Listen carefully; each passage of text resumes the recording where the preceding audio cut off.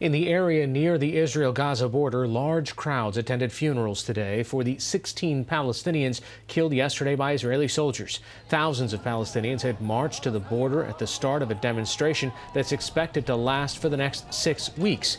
Israel is blaming the bloodshed on Hamas and is warning of possible action inside Gaza. Joining me now via Skype from Jerusalem is Joseph Fetterman of the Associated Press. Joseph, besides the funerals, what's happening today? Yeah, it looks like today they're taking a bit of a breather. The size of the crowds is down significantly. There have been clashes, but they're very sporadic today. But like I say, it's more of a breather than an end to this, and we're expecting things to pick up in the coming weeks. Most of the time on Fridays, which is the Muslim holy day. That's when the biggest events are planned. Who's organizing the protests and what's the goal? Yeah, it's the Hamas militant group, which controls Gaza. They're the force behind this. And they're doing this for a bunch of reasons. Basically, Hamas has controlled Gaza for over a decade. They seized control of Gaza in 2007 from the Palestinian government that rules in the West Bank. And since that time, the territory has been under a blockade by Israel and by Egypt. And now the Palestinian government in the West Bank also is putting some pressure on Hamas. So they're feeling it from all directions. The result is that conditions are very bad right now in Gaza. Unemployment is over 40%.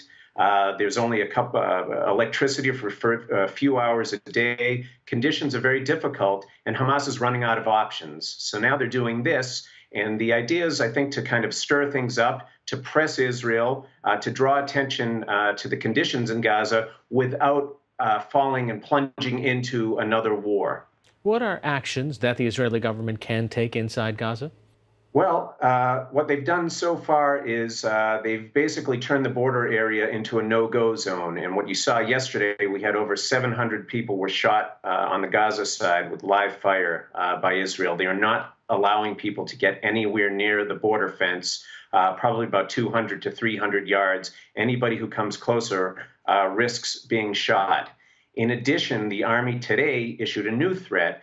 They said, we're not just going to act along the border area. We know who's behind this. Hamas is behind this, and we reserve the right to act against Hamas and any other militant groups in Gaza in other areas. So that's the type of escalation we could be seeing down the road. And what about the international community weighing in on what's happening on the ground?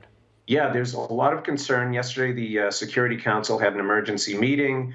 There was a call by the UN Secretary General for an investigation. There are concerns that Israel may be using excessive force. The European Union put out a statement today saying any violence, any shooting should be properly investigated. So I think the main concern, people want to see restraint. They don't want to see this spin out of control. We've had 3 wars in Gaza between Israel and Hamas over the past decade, and I don't think anybody wants that to happen again. So they're really playing with fire with this one. All right, Joseph Fetterman of the Associated Press joining us via Skype from Jerusalem. Thanks so much. Thank you.